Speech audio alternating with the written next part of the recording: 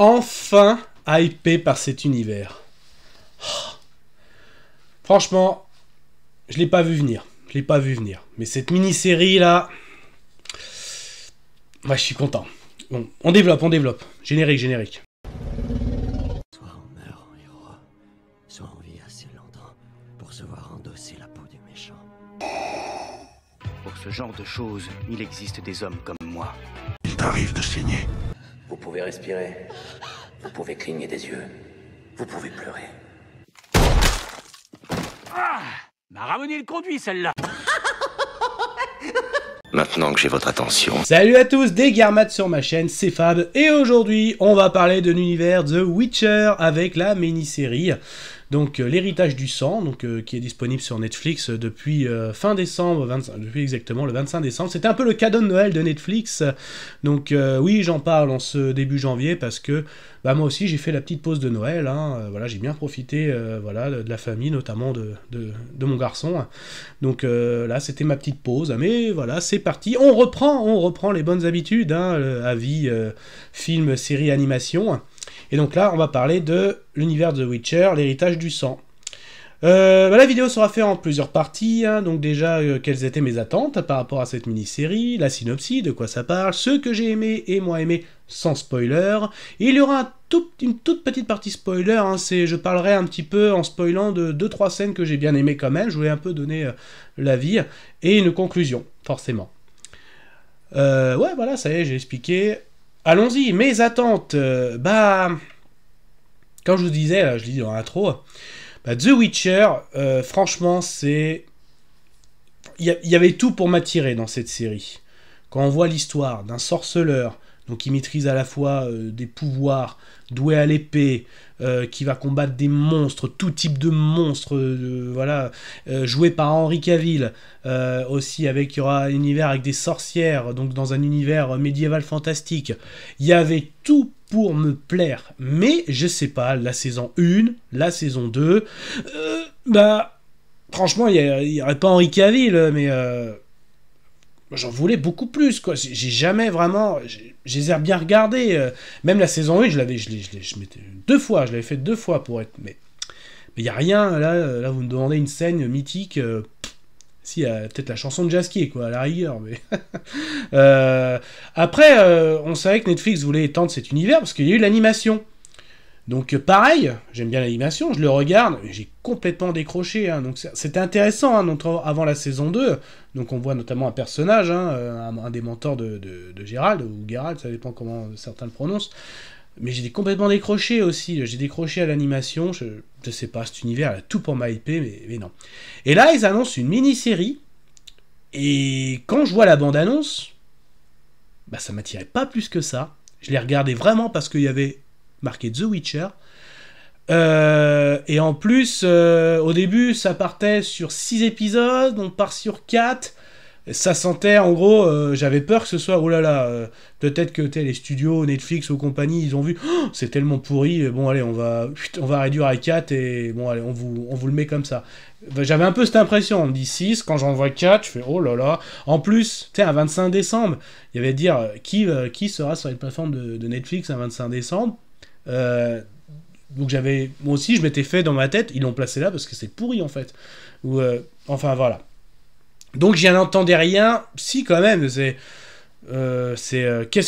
que va nous pondre encore cet univers, que pourtant j'ai envie d'être hypé par cet univers, je l'ai dit, mais voilà.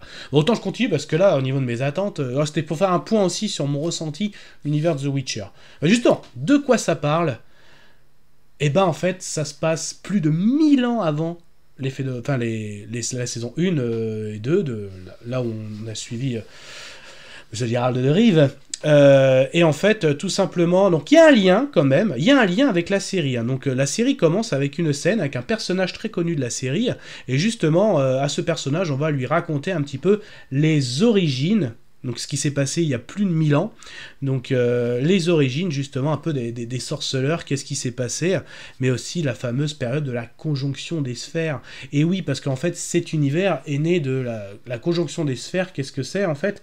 C'est tout simplement 3 univers hein, qui ont un petit peu fusionné, donc l'univers des elfes, l'univers des humains et l'univers des monstres. C'est là qu'on connaît, avec Gérald de Rive, où justement les sorceleurs aussi ont toute leur valeur hein, dans cet univers, c'est le cas de le dire, mais là on voit l'origine de cet univers, et donc on va voir aussi, vous allez voir aussi, si vous l'avez pas vu, on l'a vu, ceux qui l'ont vu, l'origine un petit peu peut-être des premiers sorceleurs, donc ça c'est le cas de le dire, ça c'est vraiment, voilà en gros vous verrez ses origines un petit peu, l'origine des sorceleurs, l'origine de cet univers, voilà le pourquoi du comment.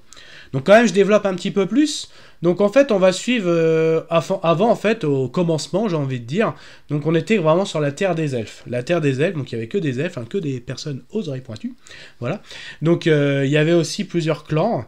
Et puis un jour, en fait, une princesse, Cupide, qui voulait un peu tout gouverner, donc a fait un coup d'état, donc par une certaine façon, sans aller dans trop de détails, arrive à prendre le pouvoir un peu de partout, sauf que dans chaque tribu, donc que ce soit...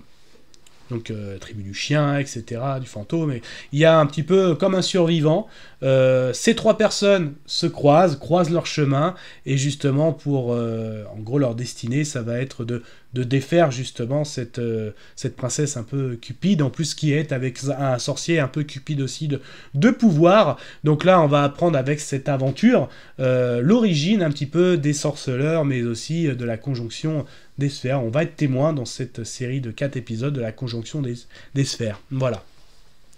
Qu'est-ce que j'ai aimé, qu'est-ce que j'ai moins aimé? Bah déjà, ce que j'ai aimé, je pense que l'univers de Witcher avait besoin de ça, c'est un peu cette origin story, l'origine des sorceleurs, l'origine de cette conjonction des sphères. On avait vraiment besoin. Moi, quand cette série s'est terminée, je me suis dit... oh, j'étais content parce que bah peut-être aussi ça s'adresse, moi je suis pas expert, hein, j'ai pas lu les livres personnellement, j'ai pas joué aux jeux vidéo non plus, hein, donc moi je découvrais vraiment sur Netflix, j'ai découvert ça, donc et peut-être que justement je suis le public qui avait besoin de ça, besoin justement de ses origines, et là je trouve que le mettre en mini-série c'était vraiment très très bon. Donc j'ai beaucoup aimé aussi les personnages, les scènes de combat. Alors franchement très très bien. Donc l'origine des sorceleurs aussi, je trouve, est très très bien amenée, très très bien amenée. Donc franchement là-dessus vraiment pas mal. Ça vraiment. Cette équipe aussi est très attachante. On est typique dans le cahier des charges de l'aventure médiévale fantastique. Hein. Donc on va retrouver la personne de petite taille, les elfes forcément, guerriers avec des guerriers, des mages, magiciens. Donc là aussi c'est vraiment pas mal. Le côté 4 épisodes pour moi est très très bon justement. Peut-être que 6 serait trop étiré justement, même si des fois on en veut d'autres, mais là tout est très bien. Donc en fait le premier épisode vous allez voir justement comment chaque personne de chaque clan s'est retrouvée exclue, j'ai envie de dire, et aussi comprendre la cupidité de cette princesse, hein, de ce mage.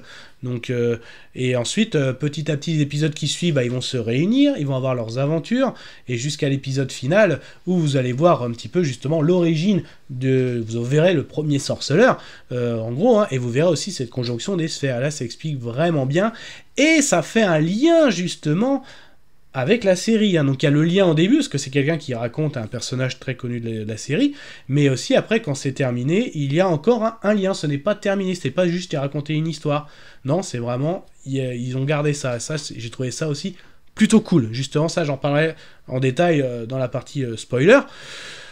Donc non, très bien, les scènes de combat, ouais, j'en ai déjà parlé, de très très bon, franchement, pour l'univers de The Witcher, voilà, j'ai bien aimé, hein, donc bon, ça c'est clair. Autant que je pense, je vais passer en partie spoiler. Donc là, je vais laisser un petit laps de temps. Attention. Faut que je vois ça. Ok, donc si vous restez, c'est que vous avez vu The Witcher, l'héritage du sang, et que vous êtes prêt à partager cet avis. Ou alors, vous l'avez pas vu, mais vous en fichez complètement d'être spoilé. Donc là, quand on voit le premier sorceleur, justement, donc au début c'est un peu compliqué, hein, donc en fait ils arrivent à fusionner, enfin le premier mage fusionne un petit peu entre les premiers monstres et le premier... Et le premier elfe, parce qu'en fait, le mage arrive à... Lui, un des mages que j'ai parlé avec la princesse, arrive à voyager entre ces dimensions, j'ai envie de dire. Et justement, comment elle a fait son coup d'état, bah, elle a réussi à ramener le premier monstre, j'ai envie de dire, qui fait un carnage. Hein, voilà. Et là, pareil, en ramenant d'autres monstres, et bah justement, en faisant cette fusion, c'est là qu'on va créer notamment le premier sorceleur, quand on voit même Gérald après avec ses potions, quoi. Voilà. Donc on voit aussi le premier rituel un petit peu de sorceleur. Donc le premier, c'est pas forcément, c'est un peu un brouillon, c'est pas du propre, hein.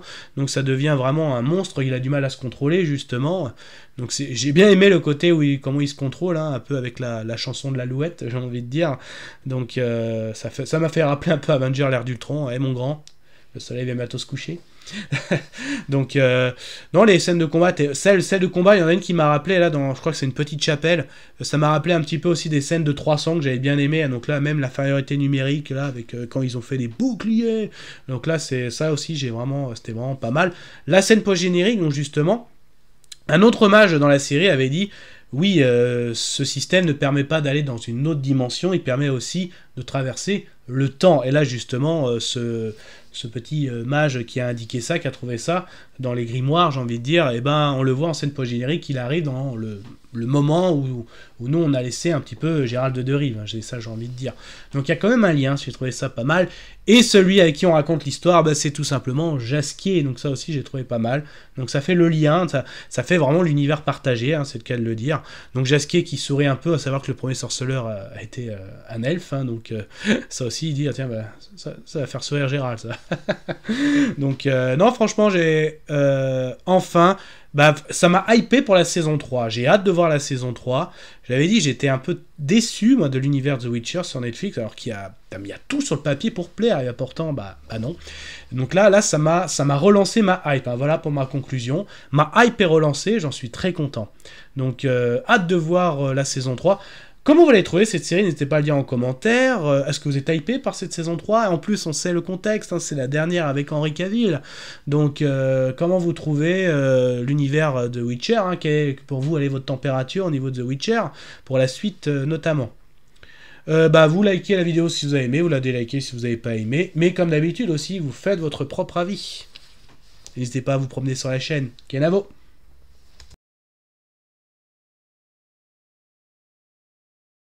Au revoir.